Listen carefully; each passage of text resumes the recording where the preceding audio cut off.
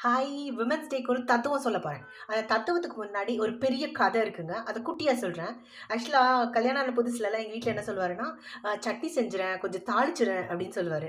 நான் என்ன பண்ணுவேன், தாளிக்கணுமா? அப்படின்னு சொல்லிட்டு சட்னிய செஞ்சு மேலால எண்ணெய 2 கரண்டி ஊத்திட்டு, கொஞ்சம் அப்படியே கொஞ்சம் கடுக தூவி விட்டுட்டு, தாளிச்சுட்டேங்க அப்படின்னு சொல்லிருவேன்.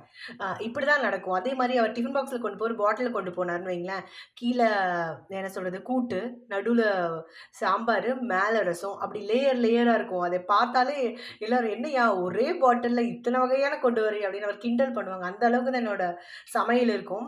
அதுக்கான ரீசனும் அப்புறம் சொல்றேன். அப்புறம் எனக்குன்னு குழந்தைங்க பொறந்தாங்க. குழந்தைங்க பொறந்ததுக்கப்புறம் அவங்க சொல்லுவாங்க, "அம்மா இது சூப்பரா இருக்குமா" அப்படின்னு சொல்லுவாங்க. நெக்ஸ்ட் டே என்ன பண்ணுவேன், "அட சூப்பரா இருக்குன்னு சொல்ட்டாங்களே, அடுத்தது என்ன பண்ணலாம்?" அப்படின்னு சொல்லிட்டு, இப்ப எல்லாம் டெவலப் ஆயி, இப்ப என் பசங்களோட ஃப்ரெண்ட்ஸே என்ன சொன்னாங்கன்னா, "அம்மா என் ஃப்ரெண்ட்ஸ் எல்லாம் வேற லெவல் சொல்றாங்கம்மா உங்க சமையல்" அப்படின்னு சொல்லுவாங்க. இதுக்கான முக்கியமான காரணம் என்கரேஜ்மென்ட். ஆ விமென்ஸ் டேக்காக உங்களுக்கு ஒண்ணு சொல்லிக்கிறேன். நீங்க எல்லாத்துக்கும் ஹேப்பி விமென்ஸ் டே அப்படின்னு சொல்றத விட்டுட்டு, ஆ உங்களோட சொந்தங்கள்ல பெண்கள கொஞ்சமாவது என்கரேஜ் பண்ணுங்க. பாராட்டுங்க. பாராட்ட விட பெரிய கிஃப்ட் வேற எதுவுமே கிடையாதுங்க. அந்த என்கரேஜ் பண்ணிட்டீங்கன்னா, அதுக்கப்புறம் அவங்களோட வேலையில நெறைய மடங்கு டெவலப்மென்ட் இருக்கும். அந்த டெவலப்மென்ட் தாங்க அவங்க அ உங்களோட ஹோப் தாங்க அவங்களோட டெவலப்மென்ட்க்கான அச்சாணி. So, happy women's day. Women's டேக்கு எல்லாத்தையும் பாராட்டுங்க, பிரைஸ் பண்ணுங்க. Thank you.